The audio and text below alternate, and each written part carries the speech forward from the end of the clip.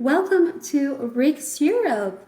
Last Sunday, France could go to the ballot and vote and to get a better understanding of the French results of the elections. With me today is Alain Destexhe. He is the former honorary senator in Belgium and currently a senior fellow in Getstone Institute. Alain, thank you so much for being here with us today.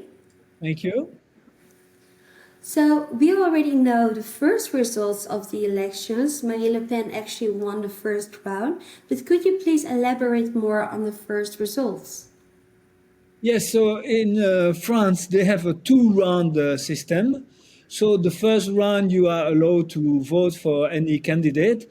And for the second round, only to the first two or third in certain cases who win the first round. So it was a major victory for Marine Le Pen and the Rassemblement National.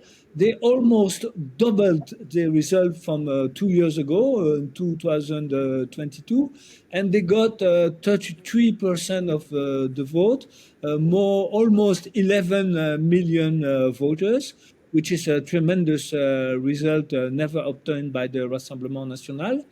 The left did 28 left, and in fact extreme left, because it's a coalition between the socialists, the communists, the extreme left, and the Greens. They had 27, 28%, which is a stabilization. And the Macron camp, it's called the Ensemble, together, they changed their name in every election, got a tremendous defeat with only 20% share of the vote. So it's a total defeat and disaster for Macron, and a big win for the Rassemblement National of Marine Le Pen. Yeah, because on next Sunday they can go for the second time to the ballot. As you said, Marine Le Pen had a massive victory and there's a massive loss for Macron. But that doesn't mean necessarily she was going to win the second round, because what we see now is that a lot of people are actually going now on the streets protesting against Rassemblement National. What do you think are like the possible scenarios for this next Sunday? Yeah, first of all, it's quite unbelievable the campaign that we see now against the Rassemblement National. Almost all the organizer bodies in France are calling to vote against the Rassemblement National. I mean, universities and school. You ask yourself why school have to take official school, public school, take a stand against Marine Le Pen, trade union, women organization, human rights organization. It seems that everybody is against Rassemblement National, calling them extreme right or fascist. But at the same time, as you said, you have demonstration and riots, sometimes extremely violent riots in the street, organized by the left and the extreme left. So you have this contradiction that on one hand, the left say it's going to be a total mess and total chaos if Marine Le Pen and Rassemblement National win. But in fact, they are already organizing the chaos and the riots now. And they say that they will have more riots after next Sunday if the Rassemblement National win. But by the way, the Marine Le Pen is not the main candidate. The main candidate of the Rassemblement National is called Jordan Bardella. He's a young man of only 29 years old. Yes, and how likely do you think they're going to win the second round You mean? to have a majority in parliament? Yeah, so it's going to be difficult because you have to understand the system, which is quite complex, okay? So basically, the first two candidates after the second round can compete after the first round, can compete for the second round. But if you have 12% of the vote, you can maintain your candidacy for the third round. So we call that in French a triangulaire, a triangle.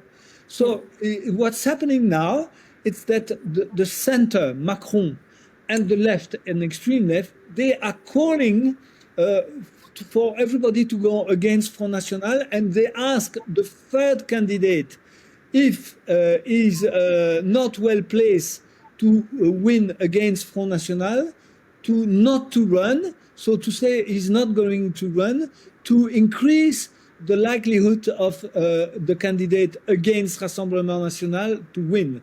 So the big question now is, are the French people going to be impressed by this massive campaign against Rassemblement National, or are they going to vote anyway for Rassemblement National and against the left and the extreme left and against Macron? And nobody knows the reply to this question. But what is sure is that now there is a scenario by Macron, he did say that yesterday, and by his prime minister, to even if Rassemblement National becomes the first party by far in the National Assembly, there is an alternative scenario, which is to have a coalition of the losers, basically, from the moderate right wing, the former party of President Sarkozy, the centrists from Macron, and the socialists, the Greens, and the communists, but not the extreme left, and all this together, hoping that they can have a majority, even not absolute, but maybe a relative majority, in order to avoid the Rassemblement National to run the country. Of course, that would probably be mathematically impossible, but still they envisage to do that because they basically, you know, if you go on Twitter, you can see it's a week of total hysteria in France. Everybody is calling against the Rassemblement National. It's very, very impressive. And so the big question is, are French people going to be impressed or not? And what is your prediction? Are they going to be impressed? What is your first? You cannot make any prediction. You know what's happening now. It's almost all the media are against the Rassemblement National. You have also the fact that now, in fact, basically the countryside and the rural area are massively voting for Rassemblement National, and the big cities like Paris, Lyon, Marseille, they vote basically for Macron or the extreme left. So you have a big split between town and cities and rural area. You have another big split, is that basically the people which are supposed to be in the Marxist theory, the workers and the employees, now they don't vote anymore for the left, they vote for the Rassemblement National. And the more educated people, they vote for the extreme left or for the centrist Macron. So I don't think the popular classes who already vote for Front National, Rassemblement National, sorry, are going to be impressed by the national campaigns against Rassemblement National. But it's possible that a minority of people from middle class, you know, civil servant, might be impressed.